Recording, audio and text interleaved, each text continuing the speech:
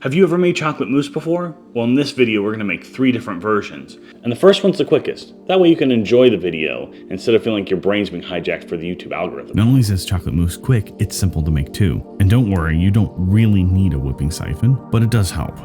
You only need 3 ingredients: espresso powder, chocolate, and water. Everything is fast and easy, just pick and choose.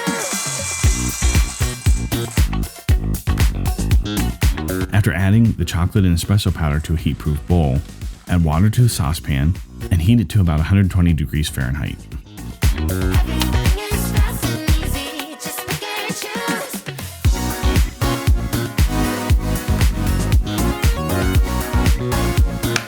When the water is the right temperature, pour it over the chocolate and mix it until it's melted.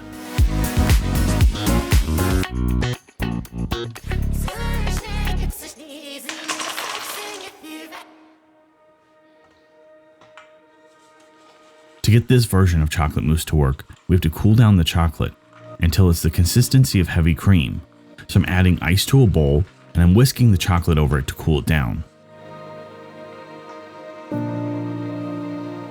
Once it's the consistency of heavy cream, you can add it to a quart-sized whipping siphon and charge it with 1 gas charge before using it.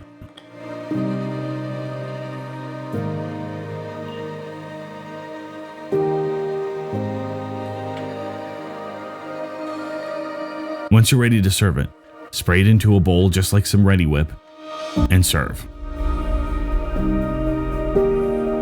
The whipping siphon adds bubbles of gas to the chocolate, which mimics the consistency of a very light mousse. You can continue to whip the chocolate by hand, but using a whipping siphon is much easier. Now we just need to test it out.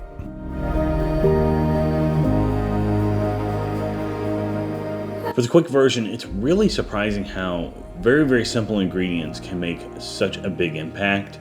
Coffee and chocolate are both really big flavors, so it makes a lot of sense that it makes a big impact, but still 3 ingredients and to taste like it does is pretty awesome. Also, because there's less fat in this dessert, it does make those flavors taste cleaner. But this type of mousse also doesn't slack on the texture. It's super light and airy, but it doesn't feel like you're lacking anything. And this version is also kind of a showstopper. You can dispense it right in front of your guests, and they'll be certainly wowed by what you've created. We're stepping it up with our techniques for the classic mousse. But first we just need to melt chocolate in a bowl over a pot of simmering water. I always use a metal bowl because I feel glass bowls tend to hold more heat, so they're not as responsive as metal bowls.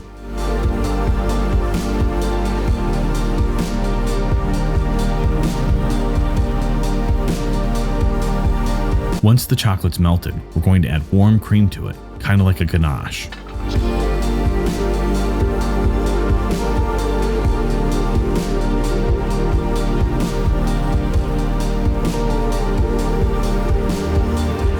Once the warm cream is fully incorporated, then we're turning it into a bit of a custard by adding egg yolk to the mix.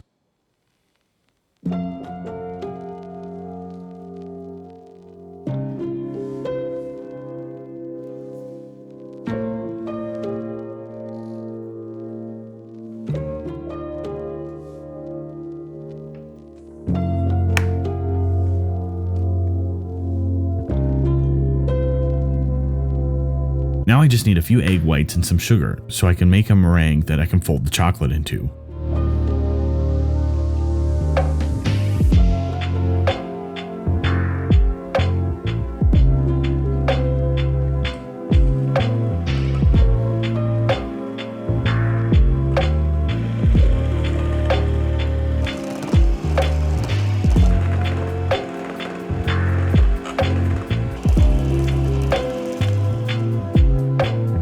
Once you have the egg whites whipped to soft peaks, you can start folding in the chocolate.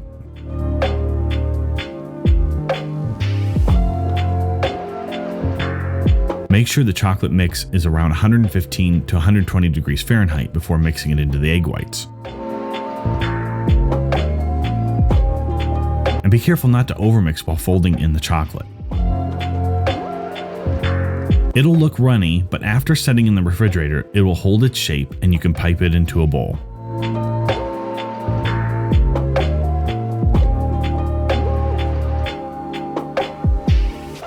Considering how punchy the flavors were, and how light the quick chocolate mousse was, I'm interested to see how this one stacks up. The classic version definitely isn't as airy as the quick version, but anything that I could see Julia Child making... This is a French chocolate mousse, mousseline au chocolat, one of the most delicious desserts you can imagine. We're making it today on the French. Definitely hits a nostalgia button for me, and that's really where this one wins. But it isn't a slouch when it comes to the texture. It definitely has a little bit more of a stickiness or a gooiness to it than the other versions, which are more light and airy, but definitely worth a try. Finally, for the professional version of chocolate mousse, we're starting out by making a custard, a creme anglaise to be exact. This will mix into our chocolate later and help us stabilize this version of chocolate mousse, one of the hallmarks of a pro level chocolate mousse. Creme anglaise is very easy to make as long as you're paying attention. First, I'm whisking together egg yolks and half the sugar until they turn pale yellow. Then I've got milk and cream in a saucepan, and I'm going to add the other half of the sugar to it. After it comes to a boil, you can slowly start to pour the hot milk and cream over the eggs. You have to whisk the eggs at the same time while slowly incorporating the milk and cream, so you don't end up with scrambled eggs.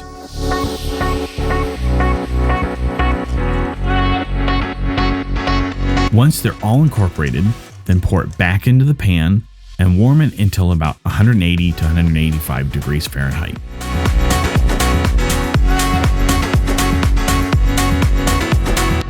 You should be able to draw a line through the mix. And congrats, now you've made creme anglaise. Set it aside and let it cool. Now we're going to make whipped cream. Add powdered sugar, heavy whipping cream to a bowl, and whip it until you have stiff peaks.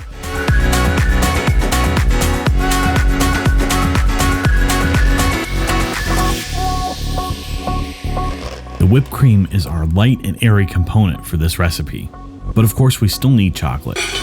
And I'm going with a dark chocolate flavor for this. And since this is meant to be a pro recipe, I'm using couverture chocolate instead of chocolate chips. I've also added cocoa powder, and some espresso powder has made it back into the mix to really amp up that chocolate flavor. Couverture chocolate is more stable due to its high amount of cocoa butter, and it'll keep our mousse silky smooth. Again, I'll melt it down with butter over a pot of simmering water until it's shiny and thick like ganache. All of our elements are now ready and we can start combining them. I'm just warming up the creme anglaise, so I'm just keeping an eye on the temperature with my thermometer. Now for the part I'm worried you might think is a bit too hard. I'm using gelatin sheets in this recipe. They allow us to stabilize the mousse so it can bear weight. For example, if you need to use it in between 2 layers of cake, it will help from crushing all that air out. But it also allows this mousse to hold its texture for longer, meaning you can make it ahead of time and then dish it out later. If you're nervous about using gelatin sheets, you shouldn't be. Just soak them in enough water to cover them, and after about 3 to 4 minutes, you squeeze the excess water out and you can plop them in the creme anglaise. But you can substitute gelatin powder for gelatin sheets if you really have to. But I love working with gelatin sheets because they're so easy. Once the gelatin is combined, pour the warm creme anglaise over the chocolate and mix it thoroughly until it's thick and shiny.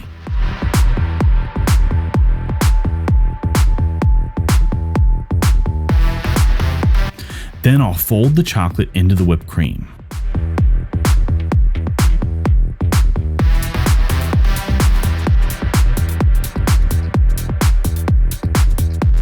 Be careful not to overmix it, and it's fine if some streaks are showing.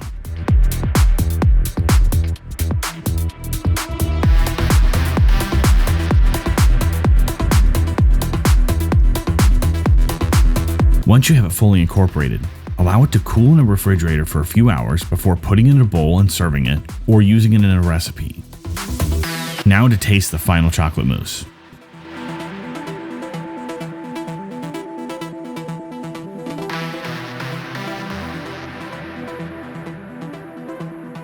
I think the professional one is by far my favorite. It definitely stays light and airy, Also, it can keep longer in the refrigerator and won't deflate quite as much as the others. But it's also useful when it comes time to use mousse in a recipe, for instance, like a mousse cake, to hold those layers up and to be able to support that weight. It helps to have that stabilization. Now, just to compare all three, if I was going to make one as a single dessert, I think I would choose the quick version or the classic, just because of their flavors and textures. Even though they all have great chocolate flavor, I think that these have something special when it comes to a standalone dessert, whereas the professional version I would use in more of a recipe, like if it was, again, a chocolate mousse cake, something like that. Now that you see how easy it is to make chocolate mousse, would you try making chocolate mousse? And what version would you think you like most? Well, that's it for this video, but maybe stick around and try one of these other videos.